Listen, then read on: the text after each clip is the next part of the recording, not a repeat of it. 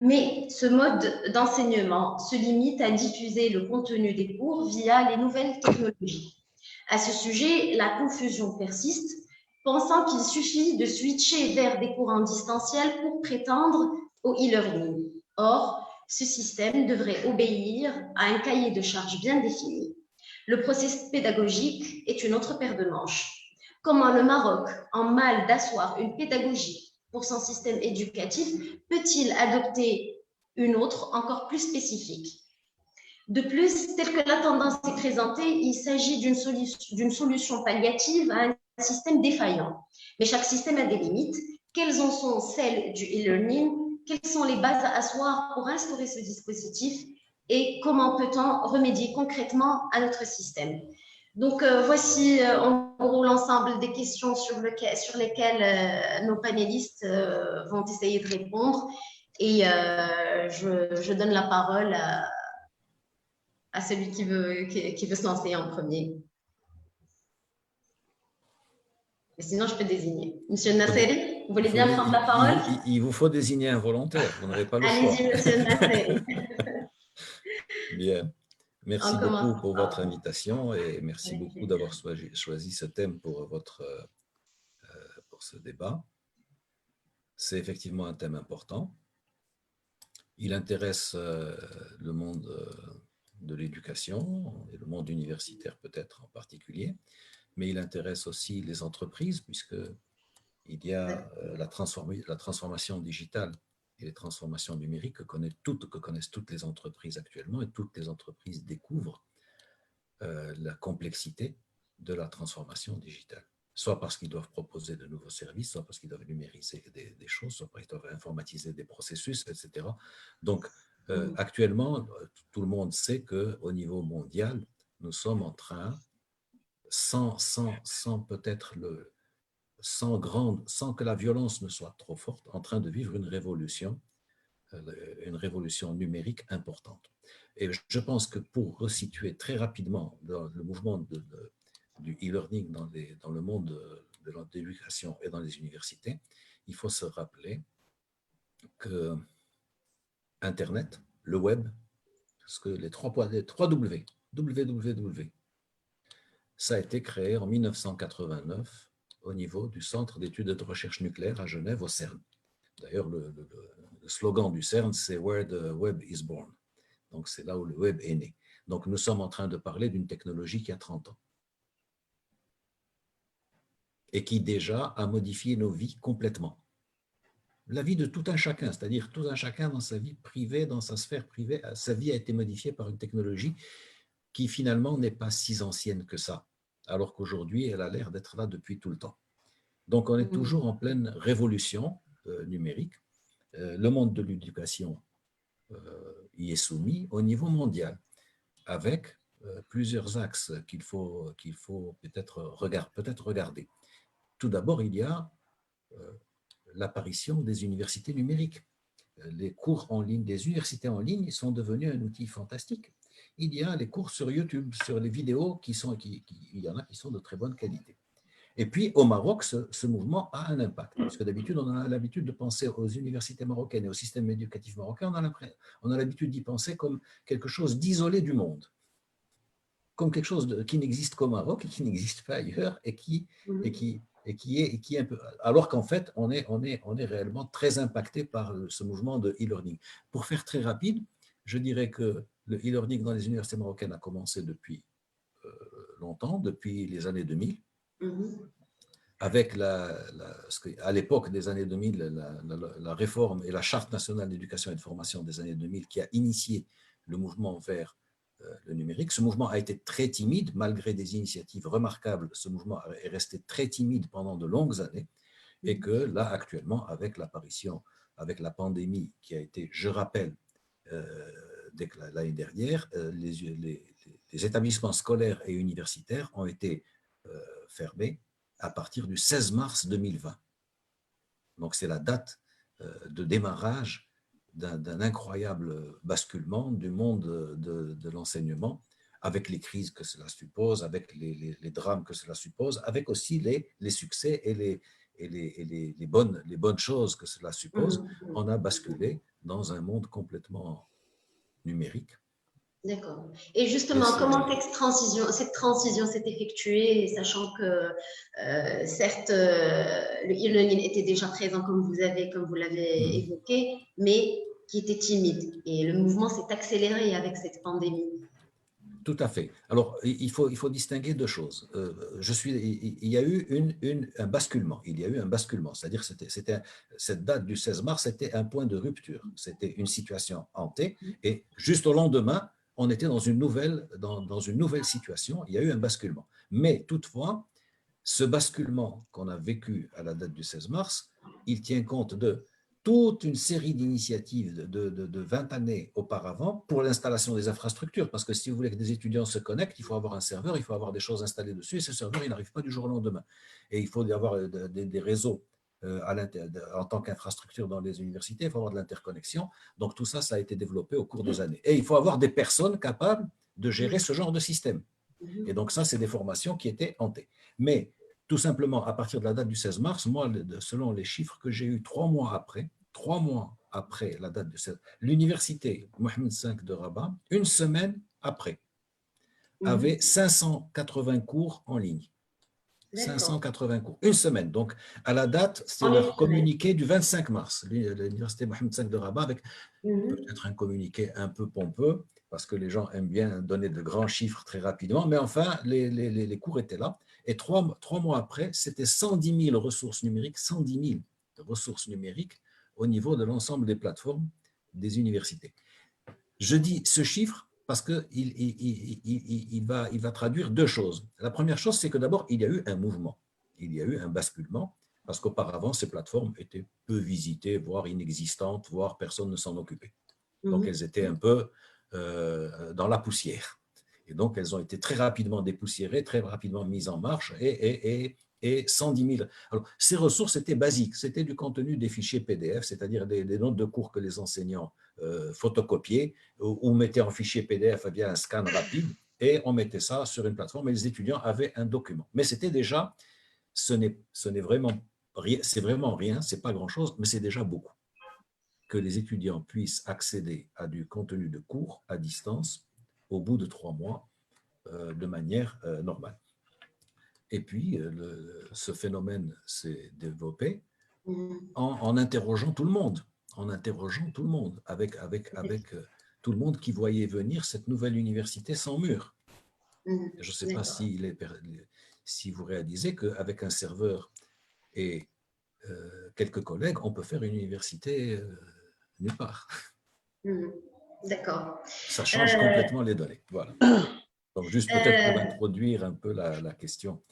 D'accord, parfait. On y reviendra plus en détail sur le contenu. D'accord, je donne la parole à Monsieur Saïr, si vous pouvez partager votre expérience. Alors, oui, merci beaucoup, Madame Ouazani. Merci beaucoup à Économie Entreprise de nous avoir invités à cette table ronde et à cette thématique très intéressante. Je voudrais compléter un peu ce qu'a dit Sénacéry en apportant une autre lecture. Pour moi, ce que nous avons vécu depuis le 16 mars, c'est beaucoup plus un enseignement en distanciel que du e-learning. Je fais un peu la différence entre les deux, même si je concède qu'il y a beaucoup de parenté entre les deux, il y a beaucoup de liens, il y a beaucoup de ressemblances, il y a beaucoup de choses entre Il y a un amalgame, en fait. En fait, je ne veux pas parler d'amalgame, mais en tout cas, moi, volontairement, je sépare un peu les deux, parce qu'à partir du 16 mars, c'était une contrainte forte qui s'est imposée à nous tous et que, bon, on devait en quelque sorte assurer un enseignement dans la continuité. Et avec la pandémie, eh ben, le présentiel n'était plus possible et donc on a cherché à pallier à la difficulté locale. Et donc, on a créé tous un enseignement en distanciel. En fait, on a fait du copier-coller, comme les élèves le font. On a pris notre enseignement, entre guillemets, comme on avait l'habitude de le faire, et on a essayé de l'adapter de l'adapter au distanciel. De l'adapter au distanciel, soit en mettant à la portée des étudiants un certain nombre de documents numériques. Il y en a qui ont été un peu plus loin en assurant des enseignements en synchrone, c'est-à-dire que ce sont des enseignants qui assurent les cours et qui parlent aux étudiants, soit d'une manière unidirectionnelle et parfois même il y avait de l'échange comme maintenant. Alors parfois c'est de l'échange par chat comme on va le voir aujourd'hui, mais parfois aussi avec le micro et la prise de parole, etc. Bref, ce sont des adaptations et chaque établissement a essayé en fonction de ses moyens, en fonction de ses ressources, de s'adapter à cette réalité. L'autre aspect, le e-learning en tant que concept, en tant que mode d'enseignement à distance, pour moi, il répond à d'autres exigences. Il répond d'abord à des besoins, par exemple, de participants qui n'ont pas la possibilité de se déplacer. Il répond à des besoins de participants qui sont en situation professionnelle et qui veulent avoir un enseignement complémentaire et sans le e-learning, ils ne pourront jamais le faire. Et pour ces raisons, j'ai envie de dire que le e-learning, il existait depuis très longtemps, comme l'a dit Seyd Nasseri, effectivement, et il avait même d'autres formes. Au début, on parlait dans les années 70-80 de l'enseignement par correspondance. On parlait aussi, à un moment donné, on a vécu peut-être tous l'enseignement assisté par ordinateur. C'est-à-dire qu'il y a eu cette évolution dans l'enseignement qui permettait en quelque sorte de donner cette possibilité à des personnes qui ne sont pas présentes physiquement avec nous de suivre ou d'avoir une formation. Mais le e-learning tel que nous le pensons aujourd'hui, et effectivement, comme l'a dit Seyd Nasseri, s'est développé beaucoup avec la technologie. Et là, les nouvelles technologies, les moyens que nous avons aujourd'hui, que ce soit au niveau d'Internet, au niveau des plateformes, au niveau de l'outil ordinateur et autres, nous permettent d'avoir et de penser un autre enseignement à distance et d'une manière beaucoup plus réfléchie, beaucoup plus structurée, mais en tant que tel, et non pas en tant que copie du présentiel. Et là, il faut repenser, et il y a des travaux qui sont en train d'être menés pour repenser un enseignement et qui soit un enseignement voulu en tant que tel et désiré par les apprenants, par les étudiants. Et ce n'est pas un palliatif à un quelconque problème de l'enseignement classique. Ça ne peut pas être, si nous considérons que nous avons un système qui a beaucoup de mots, beaucoup de difficultés, en tout cas, ce n'est pas le e-learning qui va résoudre ces problèmes-là. Et le e-learning ne vient pas remplacer le présentiel, remplacer l'université, entre guillemets, classique, l'enseignement classique.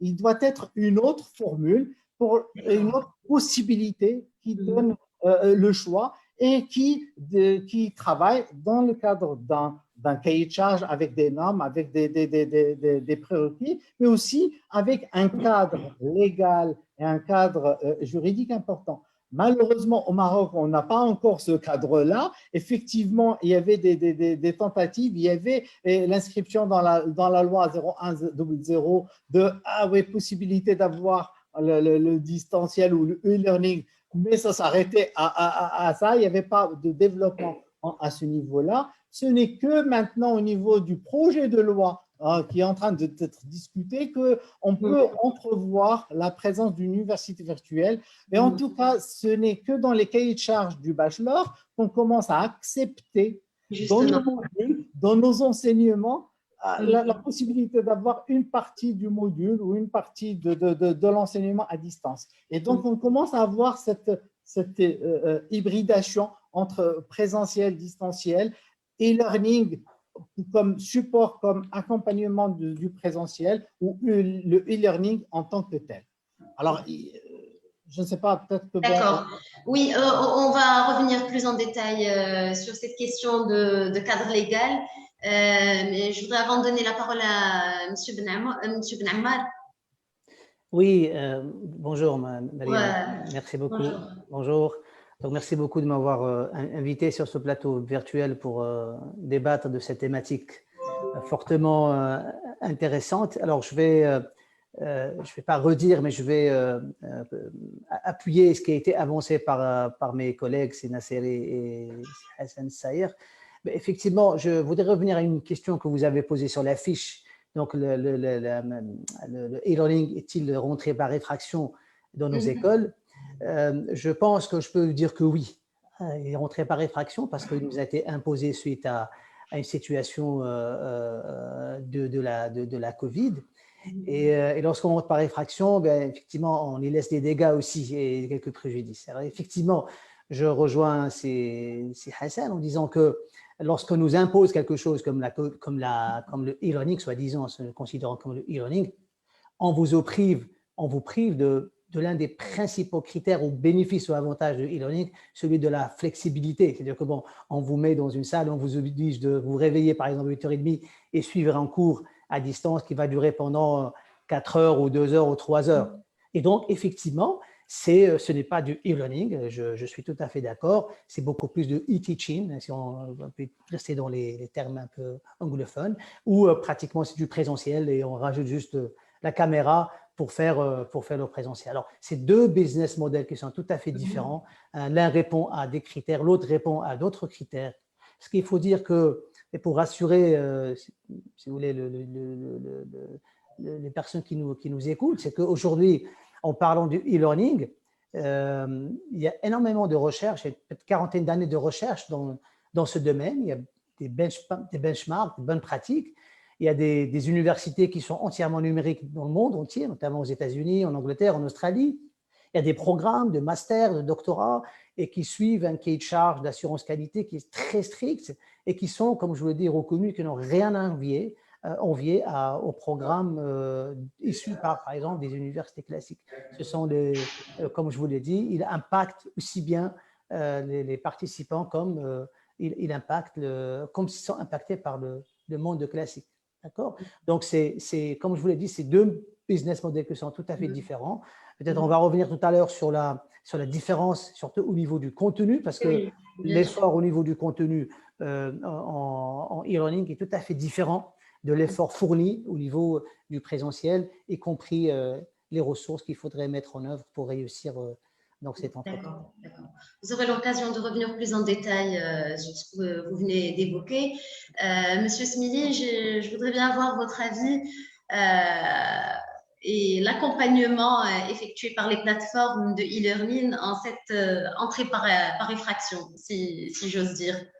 Merci beaucoup pour l'opportunité d'en parler justement avec vous. Je remercie Économie Entreprise pour cette belle initiative. Alors, le e-learning, évidemment, c'est un sujet qui n'est pas né d'aujourd'hui. Alors, je rejoins totalement tout ce qui a été dit. C'est vraiment parfait. Mes collègues ont très bien résumé la situation. Nous, parler de la plateforme, donc on est une entreprise dédiée au e-learning qui fête cette année ses 15 ans. Donc, je vous dis ça pour vous situer un peu aussi le contexte. C'est-à-dire que on ne fait que du e-learning depuis 15 ans au Maroc et on accompagne, alors non pas les universités et les écoles, parce que on en parlera peut-être, il y a des raisons à cela et on pourrait les évoquer en long, en large. On a raté beaucoup d'occasions au Maroc, notamment de faire les bons choix ou les bons investissements. On a dépensé beaucoup d'argent dans la numérisation à travers des programmes comme Génie ou à travers des instituts qui sont rattachés à l'éducation nationale comme le CNIP, le Centre national d'innovation pédagogique. Il y a pas mal de choses qui ont été faites. Malheureusement, alors soit on a manqué de chance, soit on a manqué peut-être de flair, mais on est souvent passé à côté des choses les plus importantes à faire. Par exemple, on a misé à un moment des milliards sur le matériel, alors qu'à un moment, le matériel s'est cloudisé, tout est devenu immatériel justement. On avait beaucoup plus à investir dans du contenu et on n'a pas vraiment fait le pas. Alors, du coup, ce qui est intéressant de voir, alors je ne vais pas reprendre les définitions qui ont été données, mais elles sont exactement ce que nous disons depuis tellement d'années. Le e-learning, ce n'est pas une caméra et un enseignant. vous avez bien, à travers le e-learning, la problématique de répondre, en tout cas de lever deux contraintes, la contrainte temps, la contrainte espace. Avec le distanciel, c'est ce qu'on essaie de faire. Ce qu'a appelé très bien, c'est Ben Ammar, le e-teaching, c'est-à-dire en fait la formation synchrone. Lorsqu'on a un enseignant avec des élèves, nous permet, ou des apprenants à distance, nous permet de lever la seule contrainte de la distance, mais ne lève pas la contrainte du temps. Et donc, ça enlève au e-learning cette possibilité de flexibilité qu'il était censé apporter. Mais le e-learning n'a jamais été là que pour ça, justement. Vous savez, c'est pas une petite évolution ou quelque chose qu'on fait en mode palliatif ou en mode remote. Je rejoins mes collègues là-dessus. La rencontre merveilleuse de la technologie et de la pédagogie est censée quand même nous apporter une avancée dans la science de l'éducation, pas simplement être là pour pallier à une problématique de coronavirus. Donc, et justement, les recherches, les expérimentations, le développement qui est fait depuis tellement d'années aboutit, et nous le faisons. Alors, je ne disais pas avec l'éducation, mais nous travaillons avec les entreprises et les administrations publiques. Il faut savoir qu'au ministère des Finances, il existe un département dédié au e-learning depuis 2003. C'est-à-dire qui est composé de personnes qui sont là, ils sont à peu près un peu moins d'une dizaine de personnes qui travaillent à digitaliser les formations pour les fonctionnaires du ministère des Finances et à les déployer via une plateforme. Et ce n'est pas un dépôt de polycope, c'est vraiment de la digitalisation au sens où on travaille sur des notions de scénarisation pédagogique, etc. On en parlera peut-être dans la troisième partie de cette intervention.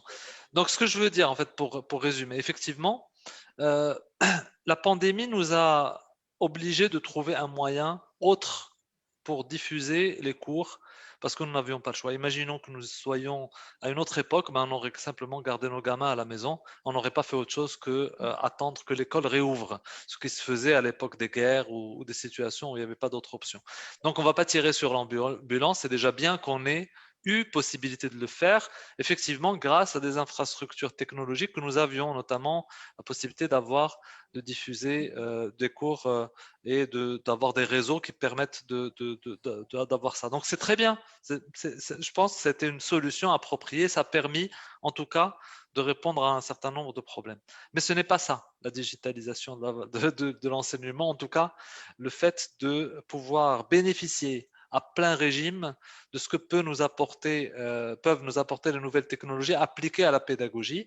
Il y a encore, et nous devons le faire, nous devons faire l'effort de le faire, tout un travail qui relève davantage de l'ingénierie pédagogique, de la réflexion autour des cours, de la réflexion autour de la rencontre justement entre la technologie et la pédagogie à travers de nouvelles modalités. Que sont, on a aujourd'hui la gamification, tout ce qui est jeu sérieux, un peu l'intelligence artificielle qui peut faciliter aussi tout ce qui est mémorisation ou apprentissage plus rapide de certaines notions. Donc, on doit reprendre et revoir le modèle classique que nous utilisons depuis tellement d'années. Non pas faire du copier-coller, comme a dit Sibn Ammar et Sayer, je pense, c'est-à-dire reprendre exactement ce que nous faisions, regarder le même code. Moi, j'ai vu des absurdités, c'est-à-dire qu'on avait des cours qui se faisaient ou en tout cas une journée de formation qui se faisait en 7 heures, on la reprend, on l'a fait en 7 heures aussi en mode classe virtuelle. Enfin, c'est quand même aberrant d'être même pas en mesure de repenser le format, c'est-à-dire c'est redécouper un peu le cours, mais le reproduire exactement de la même manière alors que les conditions ne sont pas les mêmes. Donc l'idée, c'est quand même on en parlera, de devoir s'attarder un peu plus sur les contenus, sur les formats, de pouvoir vraiment passer le cap de transformer ce problème en une vraie opportunité pour accrocher enfin le train du digital. Juste pour finir, ne croyons pas que nous soyons en retard juste en se comparant uniquement aux pays européens ou d'Amérique. Je vous signale juste que la première université d'État au Sénégal est une université virtuelle, l'université virtuelle du Sénégal, qui aujourd'hui a plus d'étudiants avant la pandémie que les deux autres universités réunies, Cheikh Anta Diop et Louis Berger de Saint-Louis. Donc, ça veut dire que des pays africains ont compris il y a bien longtemps l'importance et l'intérêt du digital pour pouvoir mettre ce qu'il faut en moyens. Et aujourd'hui, ils ont une université qui est debout virtuellement, mais qui aujourd'hui compte des milliers d'étudiants. Merci. Vous avez cité le cas de l'Afrique. Il y a un participant qui évoque l'expérience autour de la Méditerranée. Est-ce que vous avez une idée de comment l'évolution se fait, ou il y a comme l'exemple Bien sûr, en fait, je vais laisser mes collègues prendre ce volet parce que, évidemment, en tout cas, le volet universitaire, ils ont beaucoup plus de connaissances et de compétences que moi. Simplement, moi, ce que je vois, c'est qu'autour de la Méditerranée, nous voyons beaucoup d'initiatives qui visaient déjà avant la pandémie à accompagner les universités marocaines à pouvoir numériser, notamment lorsque cette tendance des MOOC est apparue et que certaines universités marocaines ont commencé à vouloir disposer on va dire, de plateformes de diffusion de MOOC. Donc, il y a eu des aides qui sont venues de différentes institutions et instances européennes. Et on l'a vu, pour certaines universités en ont bénéficié, comme l'université de Fès ou de Marrakech. Évidemment, c'est une évolution qui date d'il y a aujourd'hui, qui s'est accélérée depuis bien une dizaine d'années. Et je pense qu'évidemment, on a un train à rattraper. J'espère que la pandémie va servir à cela. D'accord. D'accord. Là, on reste sur le même sujet relatif à tout ce qui est pédagogique et contenu. Et je vous donne la parole, Monsieur Nasseri. Vous, en tant qu'ancien président de l'université, comment vous voyez cette transition? Est-ce qu'on pourrait avoir un concept e-learning à proprement dit développé au Maroc, et comment la reconnaissance de ce concept ou des diplômes du e-learning, est-ce qu'ils peuvent percer au Maroc, et comment? Bien, alors je pense que la question est tellement large qu'il faut un peu essayer d'y mettre un peu d'ordre, juste pour que les idées puissent se structurer autour de quelque chose. Le e-learning je pense que ça a été signalé par mes collègues juste auparavant, c'était les cours à distance, les cours par correspondance qu'il y avait avant, qui venaient pallier à des gens qui étaient en situation soit d'impossibilité de se rendre pour participer en présentiel à un enseignement, soit pour des raisons d'éloignement. Nos collègues dans les universités canadiennes ont été les premiers à être assez performants en e-learning dans le monde francophone à cause des grandes distances et des impossibilités de déplacement, de l'éloignement. Et donc, toutes les universités canadiennes avaient des cellules e-learning bien avant qu'on y pense. Dès que la technologie l'a rendu possible, ils ont commencé à travailler en essayant aussi de développer vraiment du e-learning, donc des contenus de cours, etc. Au Maroc, la question, quand elle s'est posée après la loi 2000 qui a introduit un système d'enseignement modulaire pour lequel il a fallu une gestion informatisée des services de scolarité, qui jusque-là étaient manuels avec des fiches, etc. Et comme les étudiants commençaient à suivre des modules et qu'on voulait faire un enseignement modulaire, on a dit il faut informatiser. On a informatisé le service de gestion de la scolarité par le logiciel que tout le monde connaît, enfin Apogée, avec toutes les péripéties de l'adoption de ce logiciel. En même temps, on savait dans les universités marocaines qu'il fallait faire un effort sur les méthodes pédagogiques. On en était conscient. Tout le monde en était conscient. On était conscient. Et on n'avait pas d'outils pour agir sur les méthodes pédagogiques de manière directe. Je m'explique. L'université travaille avec le cours magistral en amphithéâtre. Donc, je vous dis très clairement, et d'ailleurs, je pense que je ne suis pas le seul, beaucoup de gens vont vous le dire, un cours magistral dans un amphithéâtre à 400 personnes, que vous le passiez dans l'amphithéâtre et que je sois, ou bien que vous le passiez sur un écran, la méthode pédagogique est strictement la même et il n'y a pas de différence. C'est pour ça que le basculement de tout ce qui est cours magistral dans l'université, qui représente une partie importante de l'activité de l'université, passe très bien en e-learning. Il n'y a pas de problème. Donc, on va pas se mentir. Il faut dire la réalité des choses. Donc, nous savions qu'il fallait faire un effort sur les méthodes pédagogiques. Le e-learning venait comme une sorte d'outil qu'on pouvait utiliser pour développer de nouvelles approches pédagogiques et initier un corps enseignant à de nouvelles méthodes pédagogiques. J'avoue que, comme dans beaucoup de cas, l'enthousiasme n'a pas été au rendez-vous. Il n'y avait pas un grand enthousiasme à venir travailler des heures et des heures et des heures et des heures sur le développement d'outils en e-learning sans reconnaissance. Donc, au niveau de l'université, ça a très peu pris, c'est resté dans un cercle d'initiés. C'est resté dans des cercles d'initiés ou à l'occasion de projets de collaboration qui ont été cités avec l'Union européenne, qui est dans les cadres des programmes Tempus, Erasmus, a financé énormément de projets de mise en place. Maintenant, je pense que la phase de la pandémie, elle est là, elle va passer. Pas, à mon avis, je l'espère du moins, mais ce n'est pas une phase permanente, ce n'est pas une situation permanente, même si son impact restera permanent. Ça veut dire des habitudes prises pendant cette période ou des choses mises au point durant cette période vont rester. Beaucoup d'universitaires pensent que ce qui s'est passé durant la pandémie va se poursuivre après. Et donc, ce n'est pas la fin de cette expérience au niveau de l'enseignement. Maintenant, ce qu'il faut, c'est essayer de voir comment ce monde futur, comment il va être. Si on conçoit l'université comme un lieu où on forme des gens, c'est-à-dire où des étudiants arrivent pour acquérir des compétences. Si on la réduit à cela, ce qu'elle n'est pas, elle est plus large que ça, mais si on la réduit à cette dimension-là, alors nous allons avoir des universités qui vont être en concurrence au niveau mondial. Vous savez que vous avez Oxford, Cambridge, Harvard, MIT qui proposent des cours à distance et des diplômes à distance. Donc, et ce sera le marché sur Internet.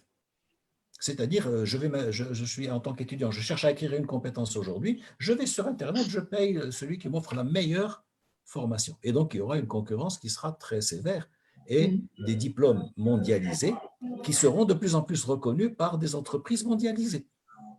Si vous voulez travailler à Microsoft, à IBM, ou chez Google, ou chez Amazon, vous n'avez pas besoin de dire que j'ai le diplôme de l'université reconnu par l'État de celui-là ou reconnu par tel. Et vous amenez un diplôme qui atteste que vous avez la compétence. Et vous pouvez.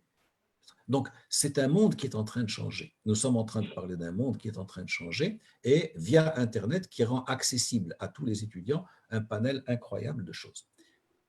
Le Maroc a, dès la charte de 2000, compris que quelque chose se passait, mais je pense qu'il n'en a pas saisi les enjeux, ça a été signalé. Nous avons une réticence culturelle par rapport, nous croyons au matériel. Nous croyons au matériel. C'est-à-dire que nous avons, quand on a parlé de e-learning dans les universités marocaines, beaucoup de gens ont compris investissement d'infrastructures et ordinateurs, mais le contenu, c'est quelque chose qui est immatériel. Ça n'a pas de... Les gens n'y attachent pas d'importance. Vous comprenez, on préfère toucher, voir. Donc, c'est un comportement matériel. Donc, on a ce problème-là culturel qu'il faut très vite, je pense, combler, parce que ce problème-là revient aussi au problème de propriété intellectuelle. La propriété intellectuelle n'a pas de sens chez nous, ou un sens faible, si vous voulez, au niveau de la société en général. Je ne parle pas de gens qui sont sensibilisés à la question. Et le e-learning est un produit immatériel essentiellement. C'est des heures et des heures de travail où il n'y a pas, à la fin, vous avez un fichier, une clé USB, et puis c'est fini. Donc tout ça, c'est des interrogations. Je pense que la question va rester après la pandémie et qu'actuellement, nous devons commencer à nous préparer à cette question. Maintenant, au niveau du cadre juridique, la dernière loi qui a été adoptée, 51-17, va nous aider, va faciliter les choses. J'espère qu'ils seront assez réactifs et qu'on ne sera pas en retard. Avec le bachelor, la donne pourrait éventuellement changer. C'est peut-être un début. Le bachelor va... Je pense que c'est... Oui, la donne va changer parce que le bachelor va exploiter des possibilités offertes par les plateformes d'enseignement à distance, forcément. Il y a toute une série de modules qui sont prévus dans le bachelor sur les soft skills et sur les langues qui forcément vont devoir s'appuyer sur des outils e-learning, entre autres. D'accord. Mais à votre avis, qu'est-ce qu'il faudrait justement adopter pour ne pas rater le coche? Je pense que là, il faut vraiment mettre en place des systèmes qui anticipent, investir dessus et essayer de travailler sur le développement de contenu de manière sage, de manière pondérée, pas dans la précipitation, mais de faire un travail de fond, pour une fois, faire un travail de fond qui s'inscrit dans la durée, commencer aujourd'hui et savoir qu'on ne va pas avoir le résultat demain matin, parce que c'est un travail, d'abord il y a un apprentissage des équipes, et puis construire l'expertise nécessaire pour le développement de ces outils, construire l'expertise, et puis lancer d'un travail de fond qui s'inscrit dans la durée, Ce ne sont pas des projets ponctuels qui vont permettre de répondre à ça. Il faut inscrire un système dans la durée qui puisse travailler de manière sereine à du développement de contenu performant, tout en étant attentif que la question va très vite devenir internationalisée. Ça veut dire que si moi je développe un contenu francophone aujourd'hui au Maroc, ce contenu sera africain et servira dans tous les pays francophones. Il ne va pas être limité au Maroc.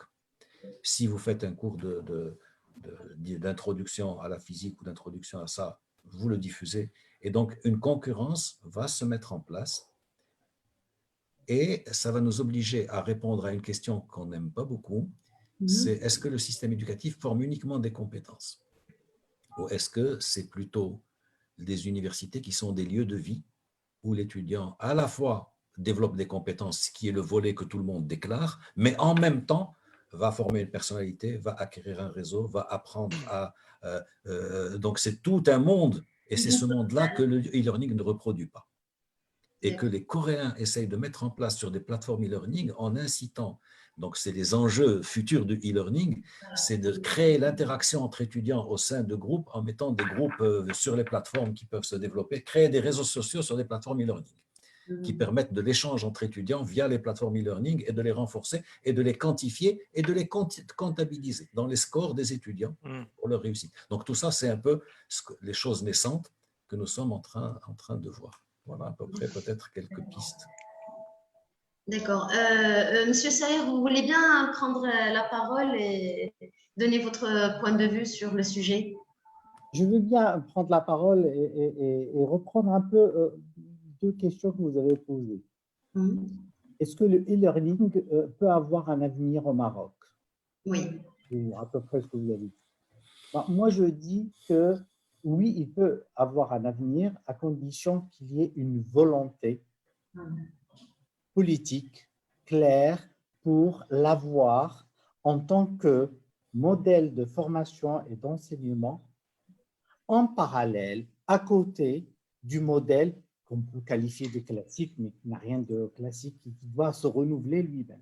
C'est-à-dire que, comme j'ai dit tout à l'heure, ce n'est pas un palliatif à quoi que ce soit, c'est un autre modèle qui doit accompagner et qui doit être en marge, en parallèle avec le système actuel. Et donc, s'il est en parallèle, il doit être repensé, et comme l'ont dit les collègues, en tant que tel, en tant que scénarisation, en tant que contenu à part, en tant qu'approche pédagogique différente, en tant qu'outil pédagogique différent, mais qui doivent être harmonisés entre eux. Et troisième élément, si on veut que ce modèle puisse évoluer et durer, il faut absolument l'humaniser. Comme vient de dire Nasseri, effectivement, si on pense que le e-learning, c'est un one-to-one entre un système avec une personne et que bon, on cherche à donner une compétence, à faire acquérir une compétence, à accompagner quelqu'un ou une personne, un apprenant vers tel ou tel objectif, eh ben, on réduit énormément le système éducatif et on va réduire énormément le e-learning et du coup, il ne va pas pouvoir suivre un peu l'évolution. Si on veut que le e-learning suive l'évolution des choses, j'ai envie de dire naturelles, il faut qu'il prenne le système éducatif, le système d'enseignement dans sa globalité. Et dans sa globalité, ça veut dire l'acquisition des compétences, l'acquisition du savoir, mais aussi la socialisation, le réseautage, la connectivité, etc., etc. Et donc, il faut penser à e-learning comme ça, c'est-à-dire qui intègre toutes ces composantes et non pas une transmission d'un contenu ou d'un savoir. D'ailleurs, les contenus sont maintenant existants, et c'est Nassaï l'a dit tout à l'heure, même sur YouTube, on peut trouver aujourd'hui du contenu de beaucoup de choses. Mais l'enseignement, l'éducation, ce n'est pas un contenu précis, ce n'est pas une accumulation de contenu, mais c'est une scénarisation, une mise en situation globale et qui intègre un certain nombre de techniques. On a parlé de gamification, on peut parler aussi de l'évaluation et comment elle doit être, on peut parler aussi du travail en groupe et comment il doit être, le travail personnel de l'étudiant, et on va toucher d'une manière frontale toutes les problématiques qui concernent la pédagogie et l'enseignement et les difficultés, enfin, les problématiques qu'on s'est posées. La classe inversée, le blended, les outils, le social learning, etc., etc. Et bien, tous ces concepts pédagogiques, on va les retrouver aussi au niveau du e-learning. Et je pense que notre pays gagnerait énormément à avoir ça parce que, pour moi, c'est une ouverture importante. Au lieu qu'on soit sur des logiques d'une seule voie, tout le monde rentre dans le même moule, et ben on ouvre les possibilités et on donne beaucoup d'ouverture à nos apprenants, quel que soit leur âge. Ça va du lycéen aux jeunes universitaires et même après au niveau de la formation continue, diplômante, etc. Et lorsque j'ai dit, là je vais terminer là-dessus, lorsque j'ai dit c'est une volonté politique, c'est une volonté globale du système éducatif qui va vers plus d'ouverture, plus de possibilités, plus de flexibilité par rapport à la formation. Et c'est une chose fondamentale qui est demandée d'une manière générale par les nouvelles générations. Nous, les générations de 22 000, bon, on était beaucoup plus, je dirais, dociles. Aujourd'hui, les générations sont beaucoup plus, elles demandent beaucoup plus de flexibilité, beaucoup plus de souplesse. Et donc, nous devons avoir un système d'une manière globale beaucoup plus souple, beaucoup plus malléable et reconnaissant, valorisant. Aujourd'hui, on parle de e-learning. Ben, je ne vois pas dans le cadre de la loi aujourd'hui que bon, il peut y avoir un diplôme. Alors, j'ai envie de dire, pardon, pire, je vais faire un truc qui n'a rien à voir. Dans la loi qui est en train de se préparer, la formation continue ne peut pas être diplômante. Alors, si la formation continue n'est pas diplômante, encore moins le e-learning, etc., etc. Vous voyez que c'est beaucoup plus, à mon sens, une logique d'ensemble qu'on doit avoir pour accompagner justement l'évolution normale de notre société et de la société humaine d'une manière générale, beaucoup plus que des gadgets ou des petites formules. Oui, le bachelor permet d'avoir un certain nombre de cours à distance. Dans quel cadre, comment on va les valoriser, comment on va faire et tout. Bon, c'est une autre paire de manches. D'accord. Est-ce que la réflexion est menée au sein de votre école ou en tant que supérieur? Est-ce que vous pensez, si jamais, par exemple, le cadre légal s'y prête, vous êtes prêt à se lancer dans l'aventure? Aujourd'hui, on n'est pas encore prêt. Mais on s'y prépare. Oui, oui, j'ai bien dit, la réflexion est menée. La réflexion est là. Et d'ailleurs, nous travaillons aujourd'hui sur un certificat professionnel pour des gens qui travaillent en e-learning. Et on y pense en termes de contenu, de scénarisation, de travail. Et donc, on a créé une équipe, j'ai envie de dire, qui n'a rien à voir avec l'équipe qui fait la même chose en présentiel, mais en essayant de… j'ai envie de dire qu'il n'a rien à voir. Bien évidemment, les profs, ils sont là. Et nous n'avons pas, malheureusement, beaucoup de compétences formées à cela. Mais on y travaille. Par exemple, on a fait suivre à pas mal de nos enseignants une formation qui est donnée par l'université de l'Andalousie à distance sur la pédagogie au niveau du e-learning. Alors, ils n'ont pas, et ils le disent d'ailleurs, ils n'ont pas tout recréé, mais ils mènent une réflexion, ils ont partagé avec nous cette réflexion, elle est fort intéressante, il y a des choses intéressantes à prendre et à développer. Donc, il y a une réflexion à mener. Mais si on veut que cette réflexion ou ce mouvement se fasse, il ne faut pas que ce soit de la part d'un prof ou de la part d'une école ou d'une université. Il faut que ce soit une orientation du système. Parce que l'innovation dans le monde de l'éducation, il y a deux types d'innovation. Soit l'innovation qui part du bas, qui part d'un enseignant et qui remonte, et là, généralement, ça n'aboutit pas. Dans nos structures, dans notre entourage, on a connu des profs excellents qui innovent, qui font des choses très, très bien. Mais malheureusement, ça part avec eux. Ça reste au niveau de leurs cours, de leurs modules, etc. Et il y a eu des expériences comme ça. Si on veut qu'une innovation pédagogique prenne, il faut que le système le permette, il faut que la décision, la volonté descende du haut et tout le système travaille dans ce sens. Là, les chances que ça aboutisse sont plus importantes. Et donc, c'est le cas aussi de l'e-learning en tant qu'innovation pédagogique. D'accord. Monsieur Ben Ammar. Oui, oui, c'est une question très importante. À mon sens, je pense que nous avons pris déjà beaucoup de retard à s'ouvrir sur le digital, ne serait-ce que de point de vue légal, parce que de point de vue professionnel, je pense que le monde professionnel a déjà reconnu ou reconnaît déjà si vous voulez, la qualité et les formations, si vous voulez, à distance. Il faut dire que depuis peut-être 60 ans, nous étions pris dans une tendance lourde de changement de paradigme dans l'enseignement en général. Un changement d'un paradigme axé sur l'enseignant, et là je reviendrai à Sénacéry en parlant des cours magistraux. Il faut reconnaître que plus de 85%, selon les recherches, des méthodes sont sous forme de conférences et de cours magistraux, bien qu'on sait, encore une fois, selon des recherches, que ce sont des méthodes qui ne sont pas du tout efficaces par rapport à leur impact sur l'apprentissage, et que maintenant on est beaucoup plus centré sur le participant et sur l'apprenant. Et donc, si vous voulez, le Maroc, je reviens à notre pays, il a beaucoup à gagner en allant avec beaucoup plus de courage et d'audace à reconnaître.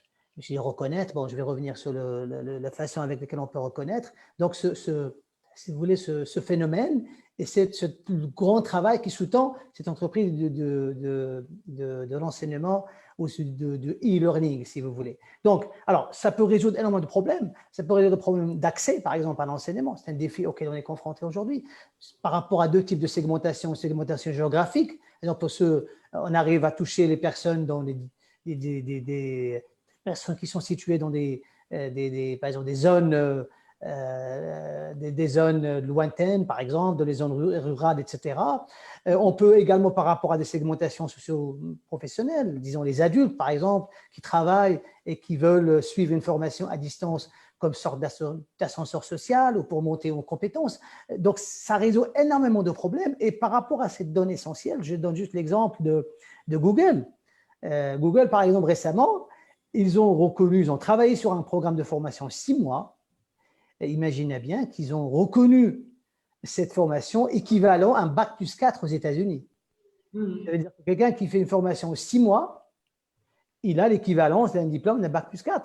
Sachant bien qu'en termes de coûts, c'est une économie considérable, en garantissant le même impact et en garantissant aussi le même salaire en accédant, par exemple, à des postes comme chef de projet ou data analyst, etc.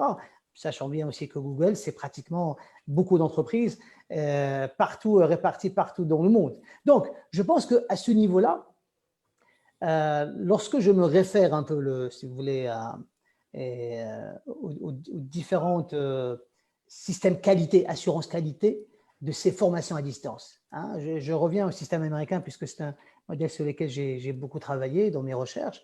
Parce que vous avez, par exemple, 6 grandes agences d'accréditation puissantes aux États-Unis et ils accréditent, par exemple, les formations à distance, les diplômes à distance ou en ligne, au même titre que les formations en présentiel. Mais comme j'ai dit tout à l'heure, c'est deux business models qui sont tout à fait différents, avec un système, si vous voulez, de qualité qui garantit le même impact en fin du process. Mieux encore, comme je vous l'ai dit, aujourd'hui, le e-learning conforte ce paradigme d'enseignement axé sur l'apprenant et non sur l'enseignant. Parce que lorsque vous faites du online, vous n'êtes pas avec l'enseignant en synchrone, mais vous le faites travailler. Et par rapport à ces dimensions, différentes dimensions multidimensionnelles, critères sur le réseautage, si vous voulez, la connectivité, etc., qui est évoqué par Sina Seré et Hassan Saïr, je prends toujours l'exemple de Facebook, par exemple. Qu'est-ce qui fait la particularité de Facebook? C'est une plateforme électronique. Et pourtant, on est tous addictés à Facebook. Et des millions de gens addictés à Facebook. Donc, c'est le concept lui-même. Ce n'est même pas la technologie, c'est le concept lui-même. C'est l'usage qu'on en fait qui fait de Facebook ce qu'elle est aujourd'hui. Et donc, le e-learning, aujourd'hui, on arrive à en faire la même chose. Aujourd'hui, lorsque vous faites du online, du e-learning, croyez-moi, vous vivez la même expérience, sinon mieux qu'une formation à distance. Pardon, une formation en présentiel. Pourquoi? Parce que le travail qui a été fait, qui était assuré par les experts ou toute l'équipe qui travaille sur ce projet-là, vous garantissent véritablement cette expérience et que vers la fin, vraiment, vous montez une compétence, que vous sentez que vous avez développé des compétences dont disons, les entrepreneurs et la communauté ont réellement besoin. Donc, il y a effectivement cette ouverture sur ce digital. Moi, je recommande vivement, et là, peut-être, c'est une recommandation, je ne parlerai pas des entreprises, parce que les entreprises, je pense déjà, ils reconnaissent la formation, même celles qui ne sont pas diplômantes, comme disait Hassan Saïr. Mais, par exemple, commençons par d'abord reconnaître, par exemple, les diplômes et les formations issues d'universités accréditées dans les pays d'origine. Alors, quelqu'un qui vient avec un master ou un doctorat d'une université américaine ou britannique ou australienne, qui garantit assurée par un système qualité, connaissant par là, reconnaître au Maroc.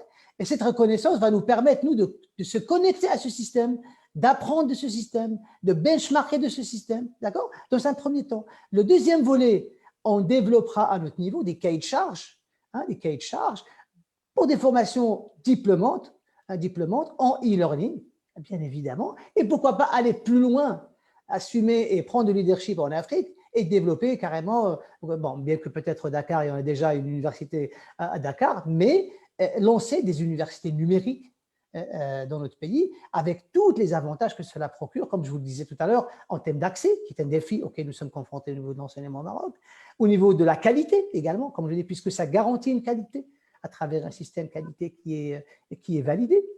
Aussi au niveau du financement, parce qu'on n'en a pas parlé, le côté financement, c'est important, investissement. Certes, maintenant, lorsque vous voulez investir dans une université, ça vous coûte les yeux de la tête, c'est un projet capitalistique énorme. Exactement. Et donc, lorsque vous investissez en technologie, en e-learning, c'est vrai, ça vous coûte une fois, mais ça vous coûte une seule fois. Par la suite, vous le dupliquez toutes les années à venir avec des petites mises à jour, mais vous avez fait l'investissement qu'il faut et le retour sur investissement serait incommensurable. Vous voyez, donc il y a énormément d'avantages à aller vers le digital, non pas pour se substituer, comme disait Hassan tout à l'heure, mais pour offrir le choix aux participants. Moi, je suis adulte, je suis médecin, je suis juge, je suis dans la 3e année du bachelor ou la 4e année du bachelor, je suis ingénieur, je suis cadre et je veux suivre une formation diplômante. Je veux faire un doctorat. Alors là, je vais faire une parenthèse très importante par rapport aux doctorants. Nous avons un grand problème au Maroc au niveau des doctorats. Un sérieux problème. Moi, je peux vous garantir que le e-learning peut résoudre ce problème de doctorat une fois pour toutes. C'est une solution, je dirais, indéniable. Pourquoi? Parce que vous avez par exemple des cadres d'entreprise, 22 ans d'expérience, 15 ans d'expérience en finance, en stratégie, et qui souhaitent aller vers le consulting, vers l'enseignement. Mais ils ne peuvent pas être constamment en présentiel, aller vers l'université. Construisons une plateforme en e-learning en doctorat et vous allez avoir en fin du process des professeurs, des enseignants qui vont remplacer les 4000 professeurs qui vont partir, par exemple, du ministère des universités publiques dans quelques années, peut-être l'année prochaine.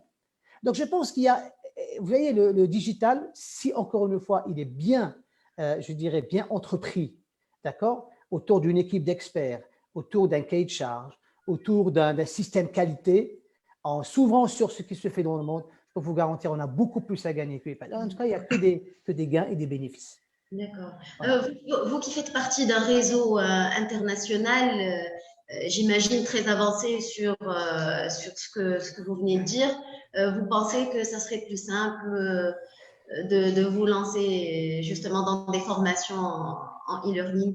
Ce n'est pas, c'est simple, non, simple, c'est pas toujours facile à mettre en œuvre. Hein. Simple, oui, mais facile, non. Alors, des expériences oui, d'autres. je parle de mon expérience, effectivement, parce que, bon, il y a quelques années, et je peux vous parler même d'une expérience qui a été menée même au niveau européen, parce qu'initialement, en 2014, avant de changer de tour de table, on faisait partie donc, du groupe lauréat. Et là, moi-même, j'ai participé dans un projet international. Et bon, ce projet, il n'y a que aujourd'hui l'université à Madrid qui a hérité d'ailleurs de ce modèle. Et aujourd'hui à Madrid, à l'université de Madrid, il y a d'ailleurs 2 universités avec 2 présidents, une université en ligne et une université en présentiel, pour vous dire, ça confirme ce que je disais tout à l'heure. Mais c'est un projet vraiment avec beaucoup de challenges. Alors pourquoi c'est un projet avec beaucoup de challenges? Parce que c'est un projet qui s'inscrit dans le procès de conduite de changement et de changement, hein, d'accord, des pratiques qui sont ancrées dans notre façon de faire, dans l'enseignement.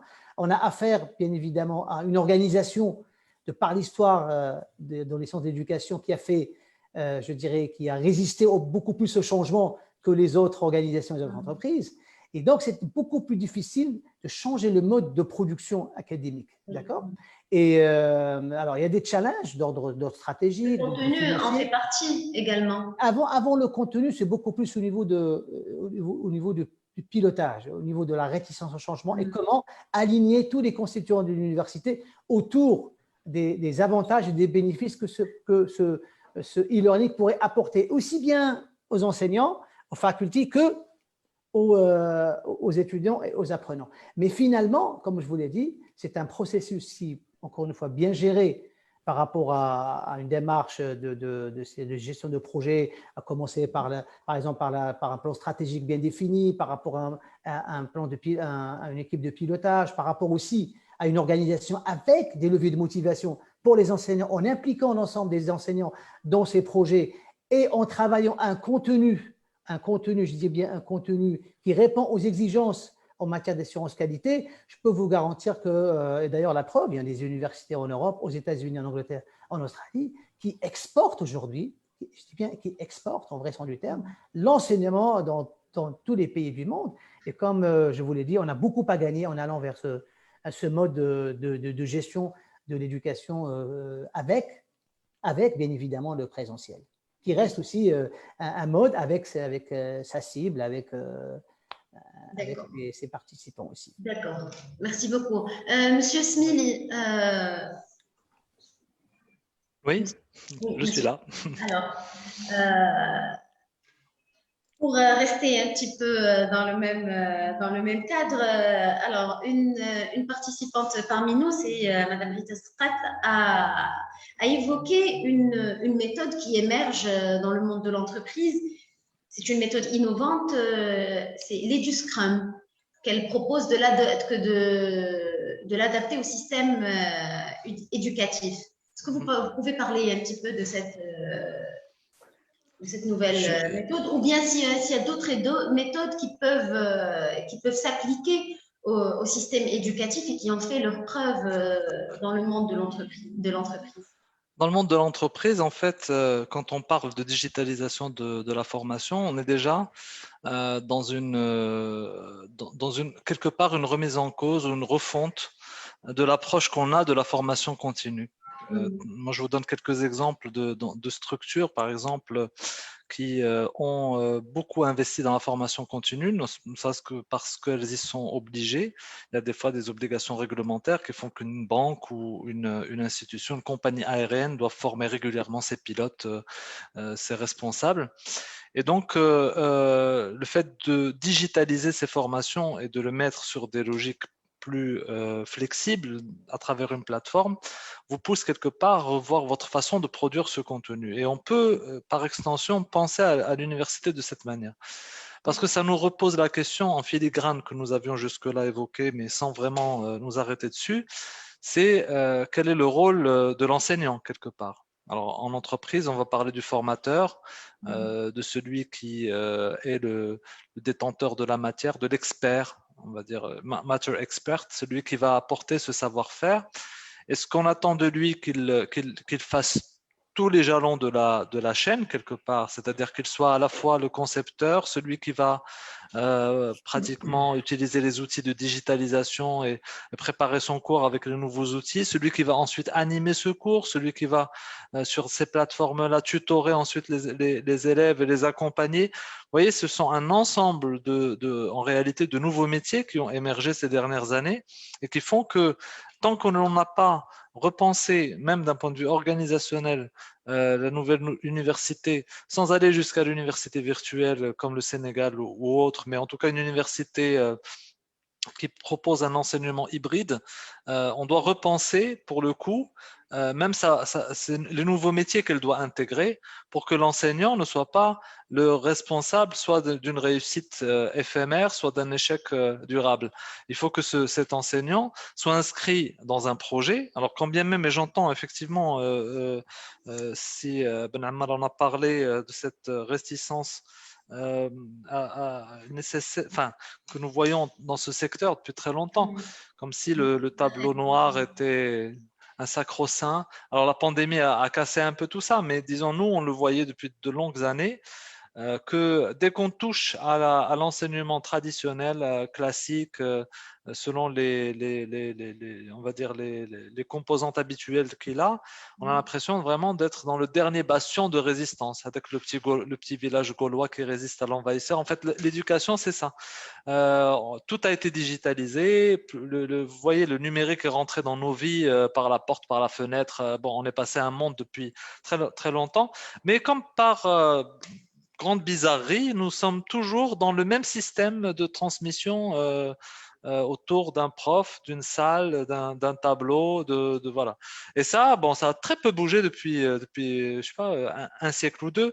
Donc la question, elle est de se poser. Donc, si on veut vraiment aller vers un enseignement e-learning ou à minima hybride, et qui puisse intégrer les deux dimensions, on ne peut pas ne pas repenser l'organisation Kamla. De la question, et tout à l'heure, je crois que c'est encore M. Namar qui a parlé de Google passer de 4 ans à 6 mois. C'est vrai. Pourquoi? Parce que le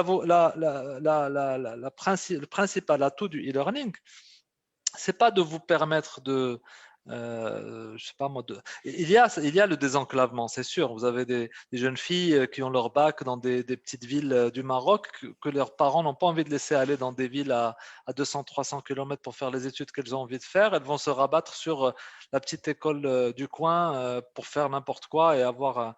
Donc évidemment, si elles peuvent rester, tout en restant chez elles, se connecter au réseau de HEM ou de l'UIC ou de l'université Hassan II et pouvoir faire ce diplôme dans la filière qu'elles ont choisie, bon, c'est génial. Mais au-delà de ça, c'est d'abord une recherche d'efficacité. Pourquoi passer de 4 ans, bac plus 4 à 6 mois, tout en garantissant la même efficience, la même qualité de l'enseignement? C'est qu'on a repensé d'un point de vue ingénierie totalement ce programme. On l'a complètement restructuré et on a utilisé probablement des moyens de pratique. On est sorti de cette méthode expositive conférencière classique et on allait dans des choses plus immersives qui font appel à beaucoup plus de possibilités que la technologie nous offre. Et c'est là l'intérêt, c'est d'être encore, non seulement de pouvoir généraliser l'enseignement au plus grand nombre en désenclavant, mais aussi en uniformisant. Donc c'est pour ça qu'il faut que quelque part l'enseignant puisse être utilisé au moins à 3 niveaux. Alors, on peut l'utiliser en tant que déjà que concepteur d'un cours, en faisant partie d'un groupe. On peut imaginer qu'à l'université Hassan II, on peut se dire, bon, très bien, on a un cours, je sais pas, de physique, on va dire, on a quelques profs de physique, ils vont se mettre ensemble et vont réfléchir à concevoir un cours. Ensuite, ce cours, il doit être digitalisé. On doit avoir des experts de la digitalisation qui réfléchissent un peu avec ces profs de physique à pouvoir adopter les meilleures approches technologiques pour transmettre le savoir. Ça ne peut pas être des enseignants. C'est pas possible. On ne peut pas avoir des enseignants qui sont là et là. Ça, c'est des professionnels. Et il se trouve par chance qu'à l'université marocaine, nous avons 2 masters. Un à la faculté des sciences de Ben Msik et l'autre à l'ENS de Tétouan, qui forment des spécialistes du e-learning depuis quand même quelques années.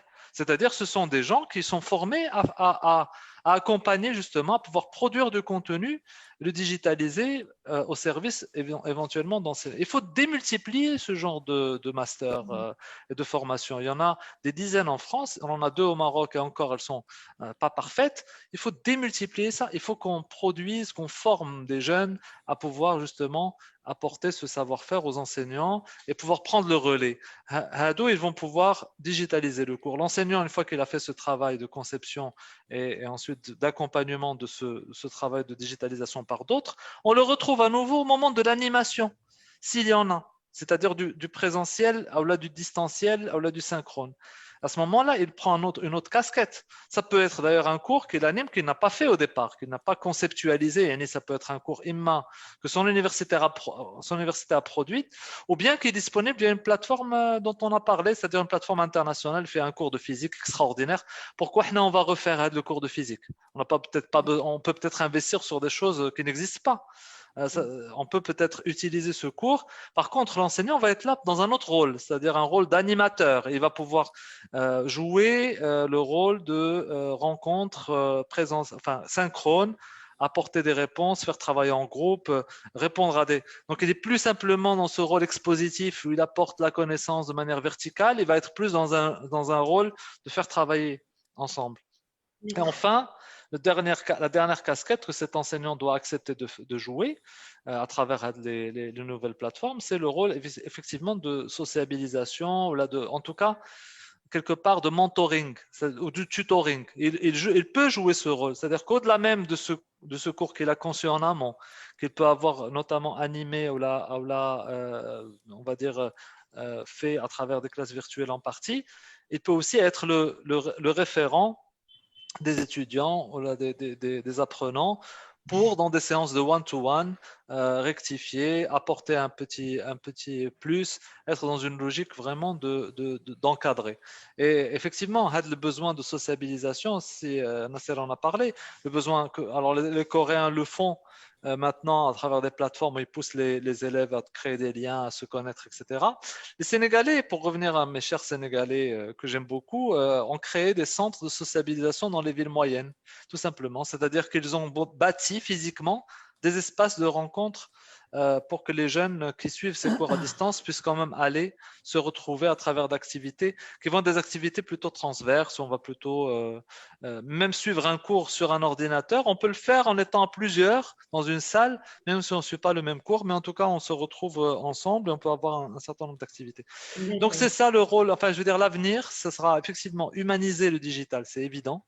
Digitaliser l'humain aussi, puisqu'il va falloir, même quand on fait que du présentiel, puiser et investir dans les outils du numérique pour animer ces classes présentielles et les enrichir. Donc, on peut aller, il y a toute une palette d'intégration du numérique, mais ça va aussi dans l'accompagnement et de plus en plus auprès des étudiants en leur proposant, pour ceux qui vont être dans du 100% digital, 100% e-learning, obligatoirement un ensemble de solutions, on va dire, d'accompagnement via les enseignants. Donc, ça re-questionne encore une fois, et c'est très important parce que c'est le nerf de la guerre. Quelle place pour nos enseignants? Comment les former à un nouveau rôle? Comment les rémunérer? Comment les motiver? Comment en faire des formateurs ou des enseignants 2.0?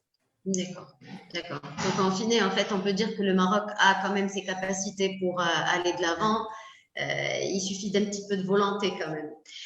D'accord, moi je me permets de revenir sur le cadre légal approprié. Tout à l'heure, Monsieur Nasseri, vous n'êtes pas allé jusqu'au bout de vos pensées, donc je vous laisse la parole. Merci beaucoup. Je pense que beaucoup de questions ont été soulevées et qui nous amènent au fond à des questions de fond. La première question, c'est celle du rôle, d'un double rôle du système éducatif. Le rôle de formation, d'acquisition de compétences par l'apprenant, qui est celui qu'on éclaire, parce qu'on est technique, c'est celui qui est rassurant. C'est celui dans lequel on trouve quelque chose de cohérent, rapidement. Mais le système éducatif, il ne faut pas oublier aussi qu'il est au cœur d'une société depuis qu'il a été pris comme système d'ascension sociale, de répartition entre classes sociales au sein d'une société. Les parents, quand ils envoient leurs enfants dans telle ou telle école, c'est dans l'espoir qu'ils puissent acquérir un rang social élevé au sein de la société à la sortie avec le diplôme. Ils ne s'interrogent peut-être pas vraiment sur le contenu. Ils se disent juste, si mon enfant, si mon fils, ma fille fait telle école d'ingénieur réputée, il aura tel diplôme et puis il pourra prétendre à l'accession à une classe sociale élevée par la suite, et c'est le premier moteur. En général, je parle en moyenne, hein, je ne généralise pas comme ça, je dis globalement, c'est un peu ça. Donc, l'école est devenue un répartiteur entre classes sociales. Ce rôle-là, il est clé. C'est celui qui explique toutes les questions byzantines liées au diplôme au niveau du Maroc. Pourquoi on va donner le diplôme à quelqu'un qui a suivi la formation en formation continue et pas en cours du jour et en cours normaux, alors qu'en fait il est formé de la même façon? Pourquoi on va lui donner tel diplôme et puis pourquoi on va accorder le diplôme, le droit du diplôme de médecine à celui qui vient de l'université A et l'université B qui fait la même chose et qui est reconnue dans tel pays n'est pas reconnue chez nous? Pourquoi on va donner l'accès à ça? Donc toute la problématique de l'ascension sociale dans un pays. Et il ne faut pas le cacher, il faut le dire. Il faut le dire. Ce problème-là est posé. Je pense que c'est une ancienne, c'est ce qui reste du système éducatif des années 50 qui a travaillé comme ascenseur social de manière parfaite, c'est-à-dire que des jeunes qui n'avaient comme seul outil que leur capacité de travail et leur capacité à comprendre des questions sont venus étudier et ont pu, à l'issue de leurs études, accéder à des emplois qui étaient valorisants, etc., etc. Cette période-là était finie. D'ailleurs, c'est la crise des diplômés chômeurs depuis les années 2000. On sait que cette période est en train de finir, mais elle est en train de finir, mais elle reste présente dans tous les esprits. Et encore aujourd'hui, vous avez des gens qui vont lourdement insister que leur enfant aille dans telle école où le diplôme est reconnu par l'État et où le diplôme va leur donner l'accès à tel emploi dans la fonction publique. Donc vraiment, cette logique-là, d'ailleurs, beaucoup de crises que nous avons dans la société aujourd'hui sont issues de cette logique. La crise des enseignants contractuels qu'on vit au quotidien, parce que c'est des réalités, mais nous avons aussi d'autres crises qui sont très présentes, juste les étudiants de l'école de l'ENSA qui étaient en grève depuis je ne sais plus combien de temps pour que leur diplôme ne soit pas assimilé à change d'intitulé, juste changer le nom du diplôme qui leur ferait perdre. Donc tout ça, c'est révélateur de ce que fait le système éducatif. Cette dimension-là, il ne faut surtout pas l'oublier parce qu'autrement, on serait en train de discuter de quelque chose qui n'est pas réel. Donc discuter avec… moi, je suis tout à fait ouvert la discussion quand elle est en prise avec un réel. Et le réel, il est là pour nous rappeler les limites d'une réflexion. Il vient nous choquer à chaque fois pour nous dire, attention, vous avez oublié telle dimension dans cette question-là. Donc, je pense que ça, c'est posé. La deuxième question, c'est la question du coût. Vous pouvez prendre un professeur qui peut accompagner en tant que mentor 10 étudiants et ça va coûter une fortune. Vous avez le même professeur que vous payez, que vous mettez dans un amphi à 800 étudiants, il est beaucoup plus rentable. Je suis désolé, mais l'heure de cours en amphi, même si elle est… C'est-à-dire, c'est un système. Le système de cours en amphithéâtre date, je vais vous donner à peu près la période, des Grecs, des amphithéâtres romains et grecs. Et il a traversé les guerres, les révolutions, les évolutions, la révolution industrielle, la révolution, tout. Il a tout traversé, ce système de cours en amphithéâtre jusqu'à aujourd'hui. Au point où non, mais même au-delà, jusqu'au point où beaucoup de professionnels de pédagogie, de gens s'interrogent sur cette puissance du cours en amphithéâtre et du tableau. C'est-à-dire, on se dit, mais comment ça se fait qu'un modèle qui date de plus de 3000 ans, de 2500 ans, soit toujours présent? C'est pas possible. C'est-à-dire, ça veut dire qu'il comporte en lui quelque chose qu'on ne comprend pas. D'accord. Voilà. Donc ça, il faut une réflexion dessus. Il faut une réflexion. Je ne dis pas que c'est. Je constate tout simplement que ce modèle est très têtu. Mais si vous le changez par exemple, le problème du coût va être posé, le problème de l'argent, le problème, parce qu'on n'en parle pas parce qu'on est dans un pays latin, on a une sorte de tabou sur la relation entre l'argent et l'éducation, mais elle est là, il y a une relation directe entre l'argent et l'éducation. Et donc, chaque fois qu'on propose une formule, il faut toujours penser au business model qui est derrière et à l'argent qui est en train de circuler et comment il va circuler et comment on va justifier cette circulation d'argent. Il faut bien sûr, là-dessus, revient la question de l'équité. Il faut il faut une équité au sein d'une société. Si une société n'est pas équitable, même si elle forme parfaitement, elle ne va pas tenir longtemps. L'équité est fondamentale au sein d'une société. Donc, tous les systèmes qui veulent être proposés, même à distance, doivent tenir compte de cette dimension. Naturellement, il y a un rôle nouveau de l'enseignant et il y a des nouveaux métiers qui vont apparaître. Et là, je suis tout à fait... je suis très sensible à ce qui vient d'être dit par Sismili sur ces nouveaux rôles auxquels il faut qu'on renforce les capacités, qu'on forme des gens, qu'on ait des gens préparés pour pouvoir affronter une concurrence sur ces questions-là.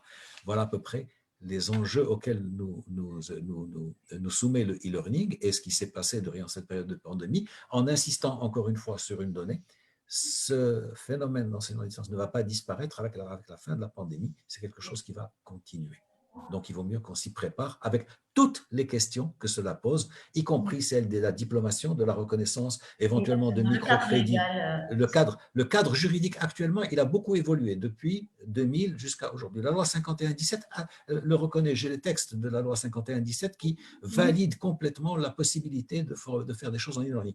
Maintenant, le cadre juridique, moi, je le perçois de deux façons. Le cadre juridique ne doit pas être un frein aux initiatives. Il faudrait qu'on mette en place un cadre juridique qui puisse libérer au contraire les initiatives, permettre aux gens d'agir, d'avancer. Donc, je suis contre ces cadres législatifs qui restent un peu réticents, par trop de prudence. À la limite, je serais presque pour dire qu'il faudrait un peu libérer le système pour qu'il puisse évoluer au rythme qu'il pourrait.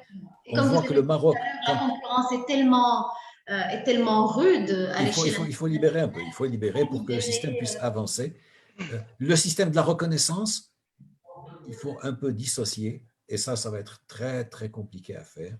Il faut qu'on réussisse à ramener le diplôme comme une attestation de compétences acquises par quelqu'un, comme véritablement le document qui atteste que quelqu'un a acquis telle compétence. On n'y est pas encore et on n'est pas encore prêt d'y être. Je le perçois comme ça. Pourquoi? Parce qu'il y a toutes les questions liées à l'ascension sociale et qui sont en arrière-plan et qui sont non dites, qui sont des non-dits. Donc, il faut les dire pour qu'on puisse les résoudre. Tant qu'ils resteront non-dits, on aura du mal à les résoudre parce que ce ne sera pas déclaré. Et donc, ça restera en arrière-plan et on parlera d'autre chose et on ne parlera pas du vrai problème. Le vrai problème, il est posé là. Il est au cœur de notre société. Il faut qu'on arrive à trouver des bonnes réponses, surtout avec l'arrivée d'un e-learning et d'une concurrence plus ouverte. Merci beaucoup, M. Nasseri. Monsieur Smili, je crois que vous voulez intervenir. Oui, rapidement, je rejoins ce qu'a dit Nasseri à 100%. Je voulais juste dire sur la question du coût, oui, c'est le grand problème, hein, vous avez tout à fait raison. Après, il y a des solutions dans certains pays. Par exemple, dans certains pays, ils font en sorte d'impliquer des doctorants ou des étudiants de master qui vont tutorer des jeunes qui arrivent en première année, deuxième année. On va avoir un système et les plateformes permettent justement d'avoir ce rapport personnalisé à l'étudiant.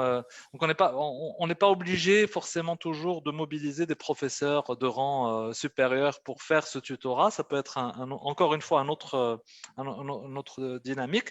Et puis, il ne faut pas oublier que à partir du moment où nous investissons moins dans les infrastructures, c'est-à-dire les murs, quoi. C'est-à-dire en gros, on dégage aussi des budgets et ces budgets, on peut les remettre sur de l'humain, c'est-à-dire en gros les enseignants, les doctorants, la digitalisation des cours, les nouveaux profils de personnes qu'on doit intégrer dans l'université.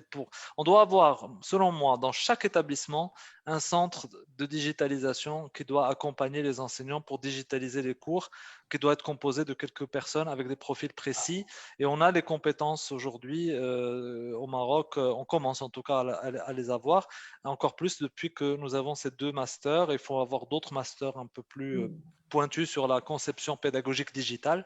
Et ainsi, on pourra lancer vraiment ce mouvement de fond parce qu'on ne l'a pas fait encore jusque-là, malheureusement. Voilà, merci. Monsieur Sayer. Oui, je voudrais rebondir sur 2 questions. La dernière, celle de Sesmele, effectivement, on a besoin de personnes comme ça qui sont à cheval entre la technique et la pédagogie pour accompagner nos enseignants à cette digitalisation, à cette scénarisation de contenu. Mais cela ne nous empêche pas de former nos enseignants aussi aux nouvelles technologies et aux nouvelles techniques. Aujourd'hui, l'enseignant, il a besoin d'avoir les 3 compétences.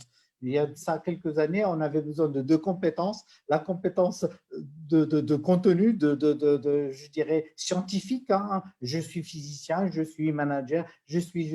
Et donc là, j'ai besoin de cette compétence. Et on avait besoin de la compétence pédagogique, c'est-à-dire le savoir-faire pour transmettre, etc. Aujourd'hui, on doit avoir une 3e compétence, la maîtrise en tant soit peu. Je dirais qu'il n'y ait pas une phobie, une résistance à l'utilisation. Maintenant, la conception du e-learning, effectivement, elle doit revenir à des gens qui ont, dont c'est le métier. Je reviens à la question de Khalid Nasseri sur la question de la loi a évolué. Oui, mais on reste dans le cadre légal, oui. Le cadre légal.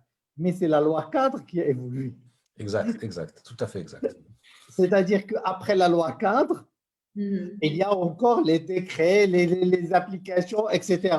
Et ça peut mettre encore des décennies avant de voir les jours. Et pour qu'on puisse opérationnaliser un peu la loi, il faut une volonté claire et ferme par rapport à la question.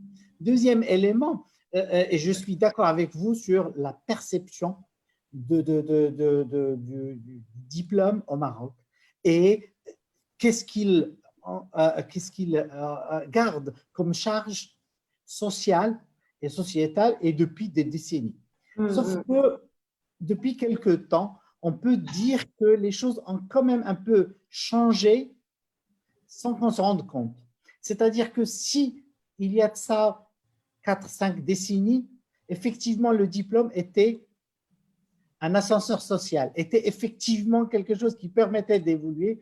Aujourd'hui, lorsqu'on parle avec le Marocain lambda, il ne voit pas ça concrètement et ce n'est pas forcément la situation. Mais cette perception, cette logique, cette connotation qu'on donne au diplôme reste dans la tête de l'administration d'une manière générale, des responsables, etc. Et je crois que, et c'est là où je résumais tout dans la volonté politique, je crois que si on a une vraie volonté de poser, comme vous l'avez dit, le problème sur la table et dire que bon, maintenant, les choses ont changé, les années 50 sont derrière nous, on est maintenant en 2020, 2030 bientôt, on va voir les choses différemment, c'est quoi le diplôme, pourquoi, comment, etc. Et comme vous l'avez dit, verbaliser les choses et mettre les mots et les phrases et poser le problème clairement et l'affronter, je crois qu'on pourra avancer et faire avancer le système éducatif au Maroc. Et tant qu'on n'a pas pris le courage de le faire, effectivement, on va tourner en rond et on va avoir des petites choses comme ça, donc introduire le e-learning par-ci, par-là, etc. Et ça va rester l'être humain. La question de l'équité, elle est fondamentale. Oui, mais justement, L'équité est liée à la diversification de l'offre, elle est liée à ça. L'équité n'est pas liée à l'harmonisation, que tout le monde doit faire exactement la même chose, parce que c'est une fausse équité. C'est une équité sur le papier qui dit que, bon, voilà, alors, je prends un exemple concret. Aujourd'hui, on nous propose le bachelor et que tout le monde doit faire le bachelor.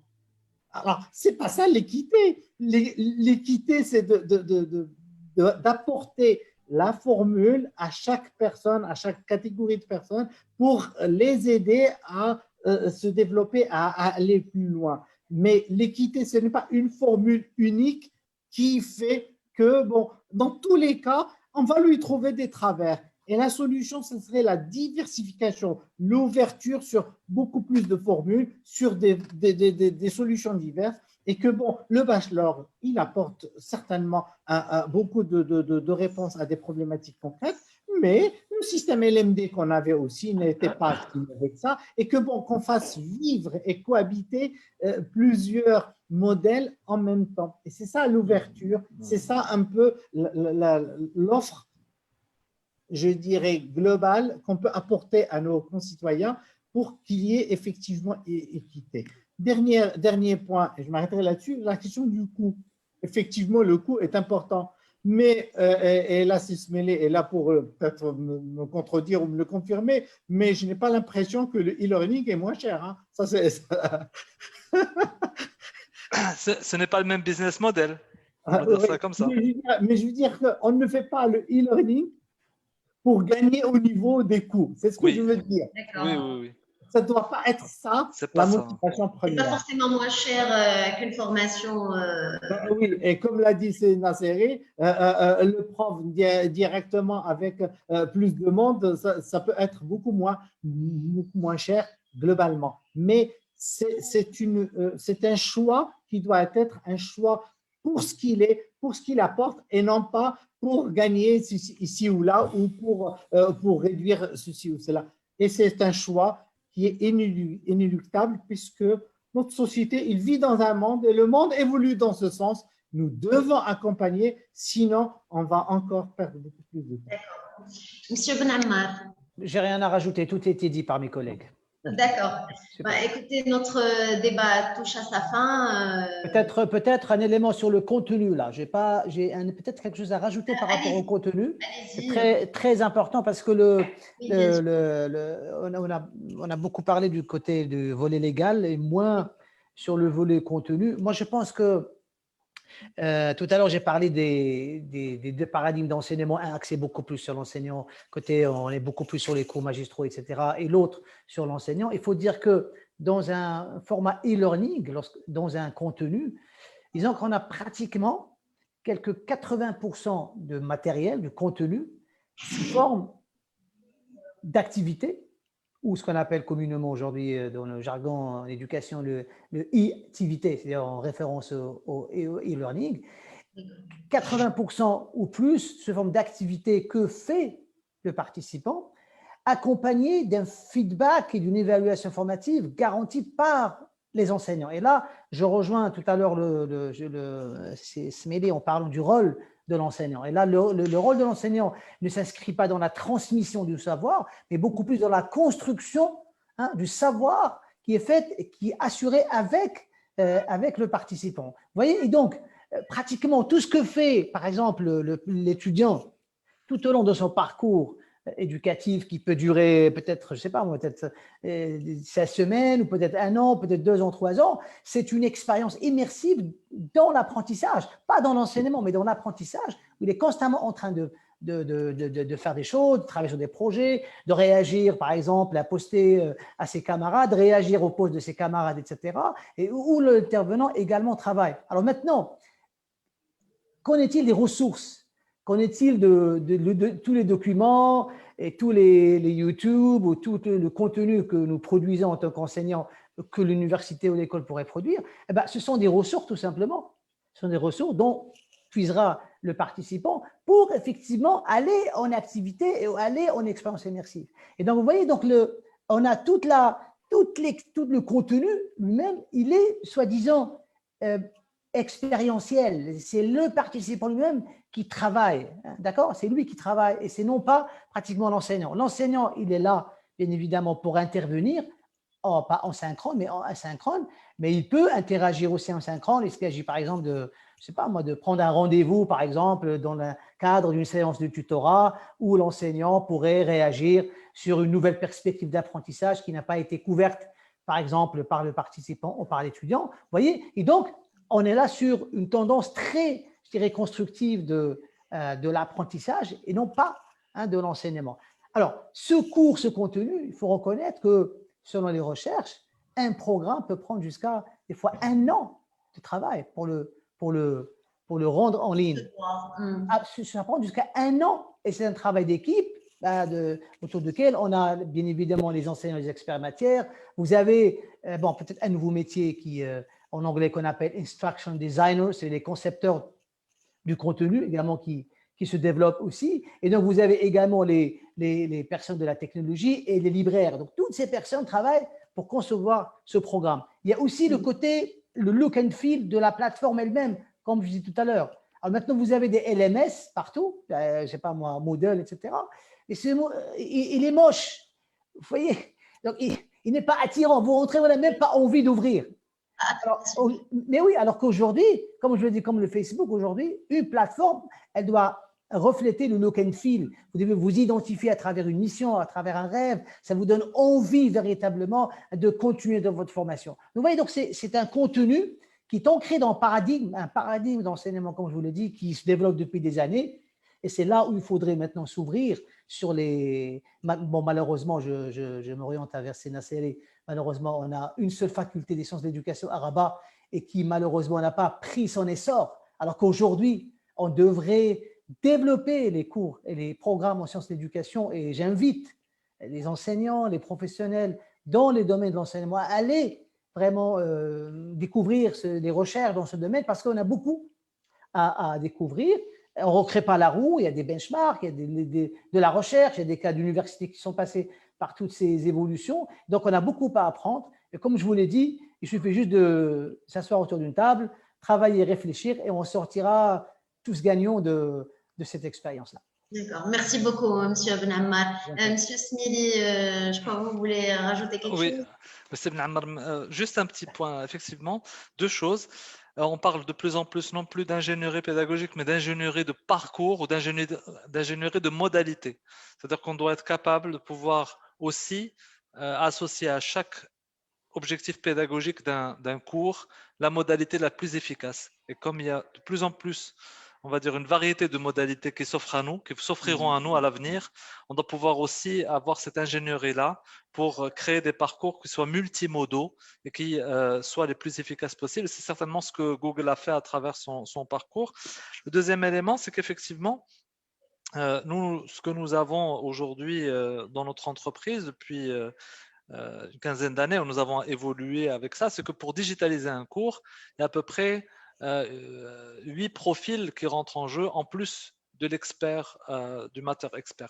Donc, les profils que vous avez désignés et qui vont depuis la digitalisation, donc des concepteurs pédagogiques spécialisés dans le digital, des spécialistes de l'infographie, du multimédia, du tournage, de la plateforme qui vont donner ce look and feel, etc. Donc, ça veut dire que nous sommes en train de voir émerger en parallèle tout un ensemble de profils, de métiers qui vont être au service de l'éducation et de la formation en ligne et qui vont bien sûr apporter un plus aux enseignants. Et effectivement, ce ne sera peut-être pas le rôle de l'enseignant de digitaliser lui-même, mais il faudra le former à pouvoir être quand même à la pointe en fait, de ce qu'il peut apporter et ne pas être réticent, ne pas être un blocage en tout cas sur ce processus. Voilà, merci, ce que j'avais à rajouter. Notre débat touche à sa fin. Je tiens à vous remercier tous d'avoir pris part à ce débat. J'espère que l'échange était constructif. Moi, pour ma part, j'ai trouvé l'échange très intéressant. Merci beaucoup, M. Ben Ammar, M. Nasseri, M. Sayer, M. Smili. C'était un plaisir d'échanger avec vous et j'espère qu'on aura l'occasion de collaborer à nouveau. Merci beaucoup. Merci Merci. beaucoup. Bonne Au fin de revoir. journée. Merci. Au revoir. Au revoir. Merci.